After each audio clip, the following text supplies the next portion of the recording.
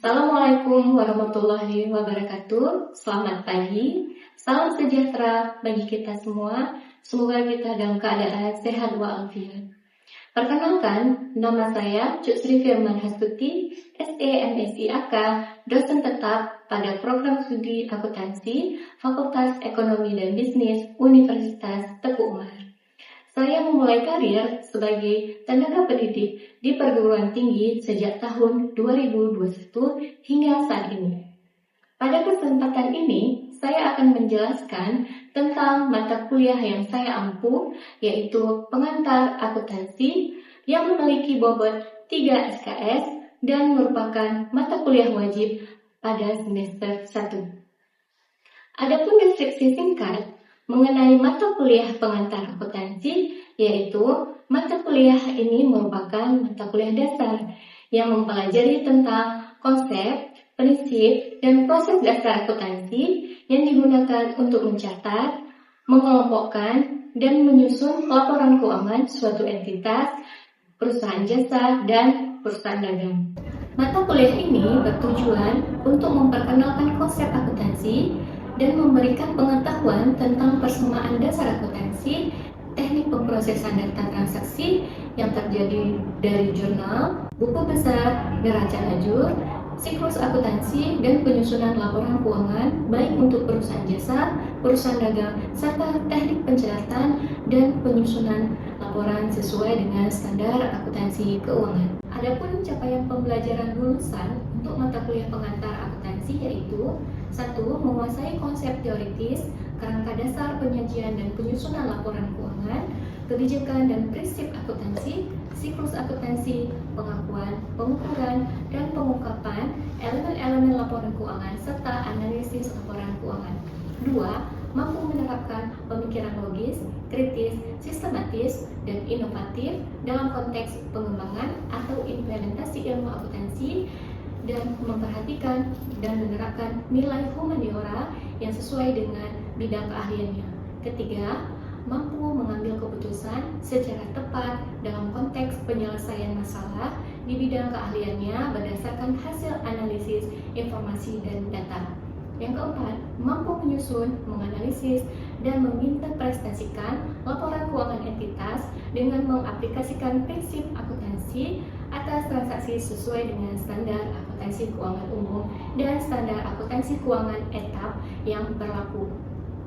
Referensi yang saya gunakan dalam pembelajaran mata kuliah pengantar akuntansi ini diantaranya buku karangan Harry yang berjudul Akuntansi Dasar 1 dan 2, buku karangan Warren dan kawan-kawan yang berjudul Accounting, serta didukung dengan buku standar akuntansi keuangan SAK. Adapun materi pembelajaran yang akan dipelajari selama 1 semester diantaranya berkaitan dengan topik yang pertama, konsep akuntansi dan perusahaan, yang kedua, transaksi bisnis dan metode dokumentasi, yang ketiga, persamaan dasar akuntansi, yang keempat, penjurnalan perusahaan jasa, yang kelima, tahap penyesuaian, yang keenam, siklus akuntansi, 7, penjurnalan perusahaan dagang, 8, jurnal khusus, 9, penyelesaian siklus akuntansi, 10, jurnal penutup, jurnal pembalik, dan jurnal koreksi, 11, laporan keuangan, 12, overview perusahaan manufaktur. Adapun capaian pembelajaran mata kuliah untuk mata kuliah pengantar akuntansi yaitu mahasiswa mampu menjelaskan konsep akuntansi, konsep persamaan dasar akuntansi, tahap penjurnalan, siklus akuntansi, dan kegunaan laporan keuangan. Mahasiswa mampu menganalisis konsep penyesuaian dan konsep penanding serta transaksi dan jurnal khusus terkait aktivitas bisnis.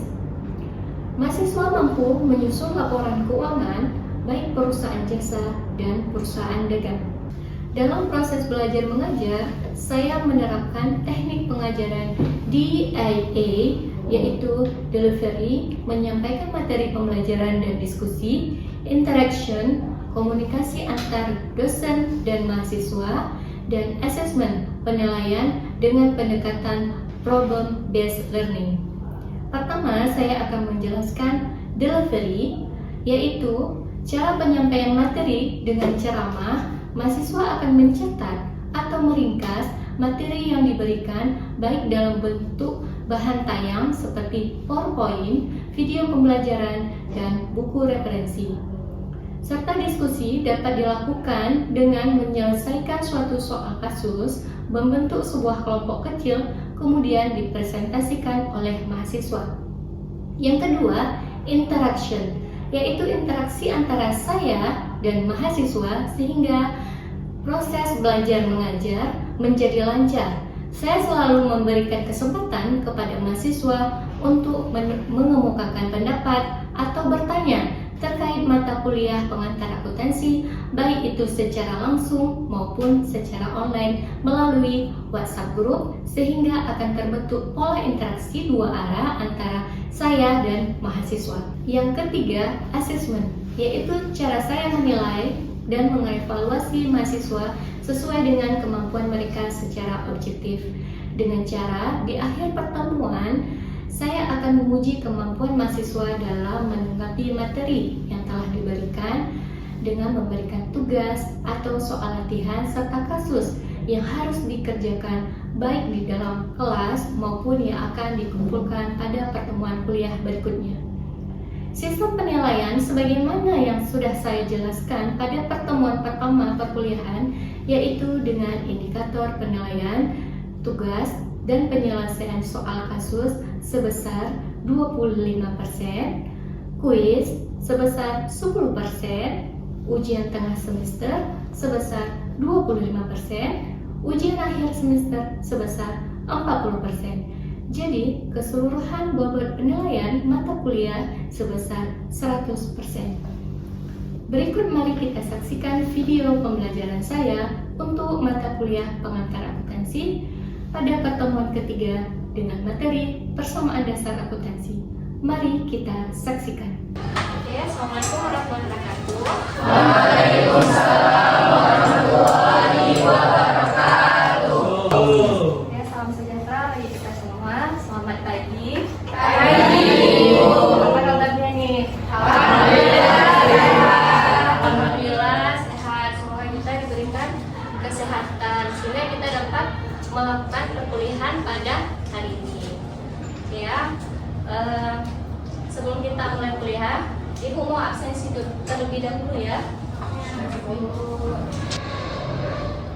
Oke, di sini Agus Radina, hadir. Fitri, hadir. Fuzi Lydia, hadir Bu. Genta, Ibu. Jasrul. Yuk. Oke, ada yang tidak berhadir? Hadir. Hadir. Semua, alhamdulillah. Oke, untuk buku referensi kalian boleh pakai buku ini ya, buku karangan Henry Akuntansi Dasar 1 dan 2. Oke, ini buku yang Ibu pakai dalam perkuliahan kita. Sekarang kita akan masuki ke topik perkuliahan pada hari ini. Nah, sebelum kita masuk ke pembahasan di hari ini, terlebih dahulu Ibu mau nge-remind nih materi yang telah Ibu sampaikan di pertemuan pertama. Nah, pertemuan pertama itu mengenai apa? Ada yang masih ingat? Silakan, Sri. Tentang konsep akuntansi dan perusahaan. Oke, tentang konsep akuntansi dan perusahaan. Nah, berbicara mengenai konsep akuntansi dan perusahaan, apa itu akuntansi? Ya Bu, Silakan saya jelas. proses mencatat, menganalisis, meringkas, dan menyajikan informasi perusahaan untuk kepentingan yang bersangkutan. Oke, berarti dia proses untuk menghasilkan suatu informasi. Nah, informasi itu biasa berupa apa? Laporan keuangan. Nah, siapa aja yang pihak yang menggunakan laporan keuangan? Ada yang tahu? Oke, silakan Uji. Informasi akuntansi terbagi dari dua kelompok ya, internal dan perusahaan, contohnya seperti manajer, pemilik saham, dan juga karyawan. Eksternal dan luar perusahaan, contohnya seperti investor, kreditor, pemerintah, pemasok, dan juga masyarakat umum. Dan juga siapa? Praktisi dan ekonom dan analis. Oke ya. Nah, satu lagi nih, perusahaan. Perusahaan apa aja yang menggunakan informasi keuangan, laporan keuangan? Ya, silakan. Ada 6 perusahaan yang menggunakan laporan keuangan. Yang pertama perusahaan jasa, barang, manufaktur, perseroan, perorangan, dan perusahaan bersekutu. Oke, bagus. ya. Jadi lebih kurang kalian sudah memahami nih apa sih konsep akuntansi dan perusahaan. Nah, selanjutnya pada hari ini kita akan membahas mengenai persamaan dasar akuntansi. Nah, di persamaan dasar akuntansi, yang pertama kita akan membicarakan atau topik pembahasan pada pertemuan hari ini, yaitu pertama mengenai pengertian persamaan dasar akuntansi, fungsi persamaan dasar akuntansi, unsur persamaan dasar akuntansi, rumus persamaan dasar akuntansi, beserta contoh dan penyelesaiannya. Ya, itu topik yang kita akan bahas pada hari ini. Oke, lanjut. Tujuannya apa? Tujuan dari materi ini yang pertama, mahasiswa itu diharapkan untuk memahami pengertian persamaan dasar akuntansi. Yang kedua, memahami fungsi dasar dari persamaan akuntansi. Yang ketiga, memahami unsur persamaan dasar akuntansi. Yang keempat, menyatakan rumus persamaan dasar akuntansi serta menganalisis transaksi yang terjadi. Oke, di sini ada yang bisa menjelaskan apa sih makna dari gambar yang Ibu tampilkan? Ibu, silakan. Dari gambar tersebut adanya keseimbangan antara sisi kanan dan sisi kiri. Ya, bahwa di gambar ini mencerminkan adanya keseimbangan antara sisi kanan dan sisi kiri, seperti halnya dalam persamaan dasar akuntansi. Persamaan dasar akuntansi itu memberikan keseimbangan antara sisi kanan dan sisi kiri. Nah, oke, kita langsung ke materi atau pengertian dari persamaan dasar akuntansi. Nah, di sini persamaan dasar akuntansi dikatakan bahwa suatu perhitungan yang dapat memberikan proyeksi tentang kekayaan, utang, dan modal yang dimiliki oleh perusahaan. Prinsip utama dalam akuntansi adalah menjaga keseimbangan antara pemasukan dan pengeluaran sehingga dapat memberikan gambaran yang akurat tentang kondisi keuangan suatu perusahaan. Oke, selanjutnya fungsi persamaan dasar akuntansi. Yang pertama itu dasar pencatatan akuntansi. Dasar pencatatan akuntansi ini akan melibatkan dua akun yang terkait, yaitu ya kan, dua akun yang terkait setiap terjadinya suatu transaksi. Nah, yang kedua, menjamin keseimbangan akuntansi. Nah, kenapa dikatakan menjamin keseimbangan akuntansi? Karena apabila terjadi penurunan aset, maka akan diikuti atau diimbangi oleh penurunan utang dan modal, gitu ya. Nah, yang ketiga, membantu pemahaman akuntansi dasar. Ya, membantu pemahaman akuntansi dasar dalam hal ini adalah bahwa persamaan dasar akuntansi ini menjadi alat accounting atau accounting tool ya untuk menjurnal atau membuat laporan keuangan atau menyusun laporan keuangan seperti itu. Nah, yang keempat, mempermudah penyusunan laporan keuangan ya. Udah kita punya alatnya atau punya dasarnya, maka kita memudahkan untuk menyusun laporan keuangan. Nah, yang kelima, sebagai alat kontrol ya.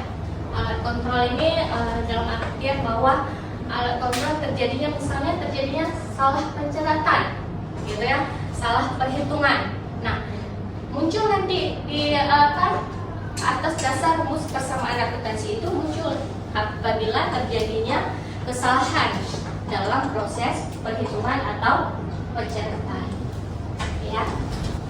Next, di sini ada unsur persamaan akuntansi. Ada 3 unsurnya, seperti yang pengertian tadi menyebutkan bahwa adanya aset, utang, modal, ya kan? Nah, aset itu adalah kekayaan yang dimiliki suatu perusahaan atau sumber daya ekonomi yang dimiliki oleh perusahaan. Nah, itu aset itu tergolong dari berapa macam? Ada yang tahu aset? Silakan. Aset dibagi menjadi 2 macam. Yang pertama itu ada aset ancam. Ya. Contohnya seperti kas dan juga piutang. Kemudian yang kedua ada aset dalam.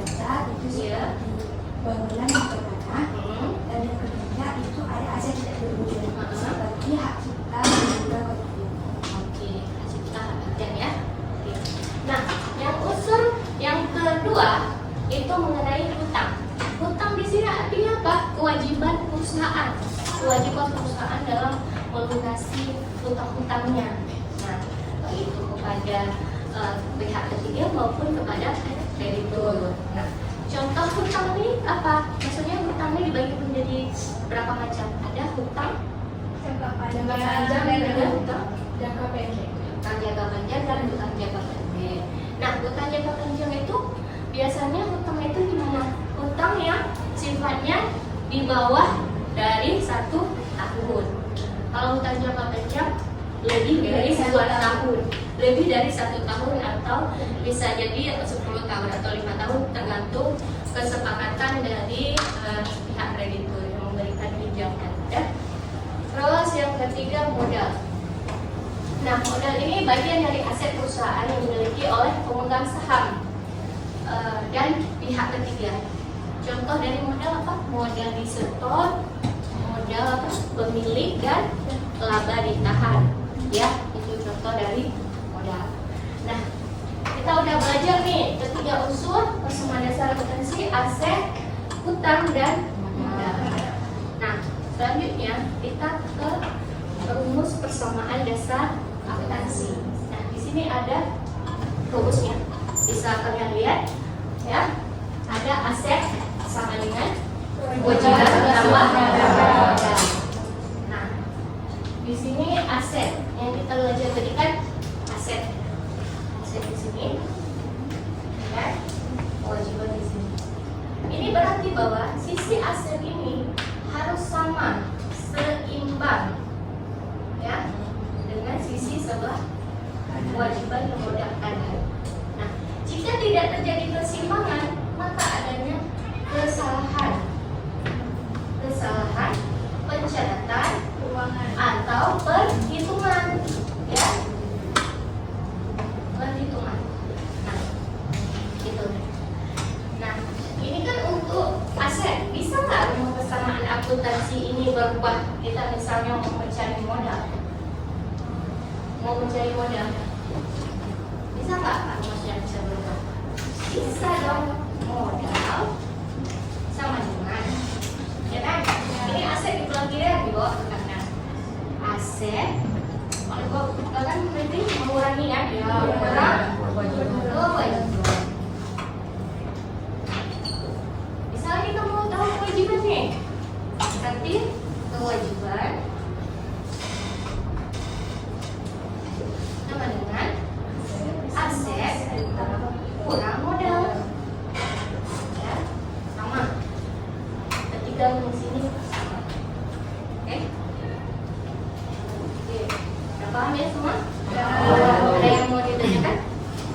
Tidak? Kita next. Nah, kita ke ilustrasi contoh soal. Di sini ada contoh soalnya usaha jasa yang bergerak di bidang jasa dekor, ya, transaksi yang terjadi selama bulan Januari 2024. Nah, di sini disebutkan bahwa tanggal 1 Januari itu pemilik menyetor uang, ya, sebagai modal awalnya ada 9 juta. Nah, tanggal kedua, kalau modal disetor itu apa yang terjadi? Kas bertambah, modal bertambah. Nah, tanggal 3 Januari di sini dibayar sewa toko bulan Januari. Berarti kalau dibayar sewa toko untuk bulan Januari, berarti apa yang mengurangi? Kas, mengurangi kas dan mengurangi modal. Oke. Nah, yang ketiga, dibeli perlengkapan dekor pada tanggal 6 Januari secara kredit. Oke, ada yang mau menjelaskan apa yang mengurangi dan apa yang bertambah? Perlengkapan bertambah, kas berkurang. Perlengkapan bertambah, kas berkurang. Tanggal ini perlengkapan bertambah karena secara kredit berarti menimbulkan hutangnya bertambah. Oke, terima kasih teman-teman yang berkoleksi ya. Yang transaksi selanjutnya 10 Januari dibayar beban iklan untuk promosi usaha dekor sebesar 500.000. Nah,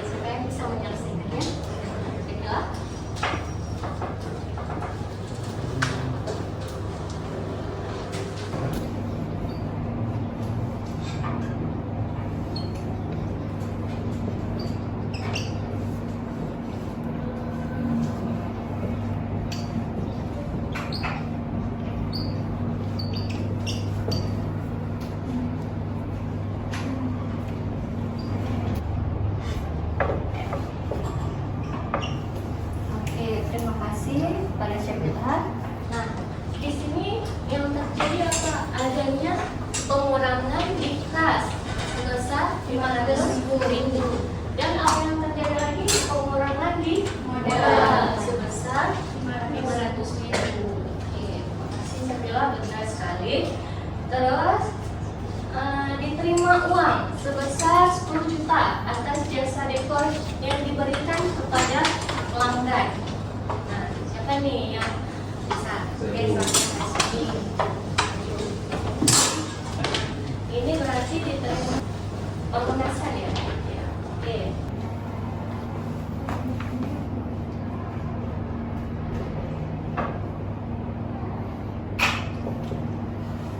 Oke. Ada yang keliru nggak? Ada yang keliru nggak? Ada. Benar. Bahwa tidak mengurangi karena dia menerima kan? Diterima uang. Berarti kas masuk dan modal masuk bertambah artiannya. Oke ya? Kalau ini proses belajar. Oke?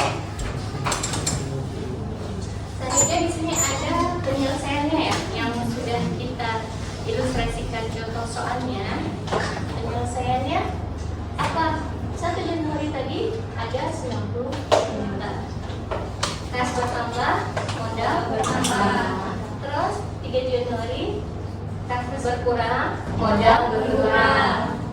6 Januari bertambah, utang bertambah karena secara kredit, kan? Terus 10 Januari berkurang 500 kas, modal berkurang. 12 Januari bertambah 10 juta, modal 10 juta. Nah, 13 Januari berkurang 7 juta dan modal 7 juta. Oke. 15 Januari adanya piutang. Nanti piutang bertambah, modal bertambah. Terus 17 Januari kas berkurang dan utang berkurang. 22 Januari kas bertambah dan piutang berkurang. 30 Januari kas berkurang, modal berkurang. 31 Januari kas berkurang dan modal berkurang. Saldonya jadi total dari keseluruhan kas sampai ke bawah ada 70, 5 juta, 13 juta, 5 juta dan 90 juta. Nah, karena ini persamaan dasar akuntansi bahwa aset di sebelah sini harus sama dengan kewajiban dan modal atau utang dan modal. Jadi 75 juta tambah 13 juta tambah 5 juta ada 90 juta. Berarti sisi kanan ini seimbang sama sisi kiri. Nah, artiannya bahwa pencatatan yang kita lakukan itu sudah benar maupun dalam hal perhitungan. Oke. Next, selanjutnya ini cara menganalisisnya ya. Cara menganalisisnya itu yang seperti kita sudah sampaikan tadi atau sudah kita jawab bersama bahwa tanggal 1 Januari ada harta bertambah, modal bertambah. Ya, harta dalam artian kas, modal ya kan. Nah, 3 Januari harta berkurang dan harta dalam bentuk modal berkurang, kas dan modal. Selanjutnya di sini ada tugas berkelompok atau suatu penyelesaian soal yang harus kalian kerjakan secara berkelompok. Bisa membentuk kelompok ada 5 kelompok ya. Kalian harus mengerjakan soal yang seperti dijelaskan di slide sebelumnya. Nah, cara di sini ada petunjuk dalam menganalisis soal. Yang pertama, tentukan dulu apakah akun aset, kewajiban, ekuitas, pendapatan atau beban terpengaruh oleh suatu transaksi. Pertama kita tentukan dulu nih, transaksi itu ke kaskah, ke utangkah, ke modalkah atau ke pendapatan atau ke pemakaran. Yang kedua, untuk setiap akun yang terpengaruh oleh suatu transaksi, tentukan apakah akun tersebut mengalami kenaikan atau penurunan. Dalam artian apa akun itu menambah, apa mengurangi, gitu ya. Yang ketiga, cara menganalisis soalnya, tentukan dulu apakah kenaikan atau penurunan yang terjadi dalam suatu transaksi dicatat sebagai debit atau kredit. Debit artinya sisi kanan, kredit sisi kiri. Itu petunjuk dalam menyelesaikan soalnya ya. Nah, kalau dalam bentuk penilaiannya, pertama, ibu akan nilai kerjasama dan keaktifan kalian dalam berkelompok. Yang kedua, ibu menilai ketepatan dan menyelesaikan soal, tahapan dalam menyelesaikan soal. Yang ketiga, keakuratan dalam menghasilkan transaksi. Ini item-item yang akan dinilai dalam tugas yang akan diselesaikan. Dan tugas ini akan kalian kumpul di pertemuan berikutnya. Oke, jelas ya? Oke, sekian dari pembelajaran hari ini. Alhamdulillah kita selesai. Semoga ilmu yang kita belajar hari ini bermanfaat bagi kita semua, bisa kita pakai untuk kedepannya, untuk ilmu yang kita aplikasikan di masyarakat atau lingkungan kalian semua. Ya. Assalamualaikum warahmatullahi wabarakatuh.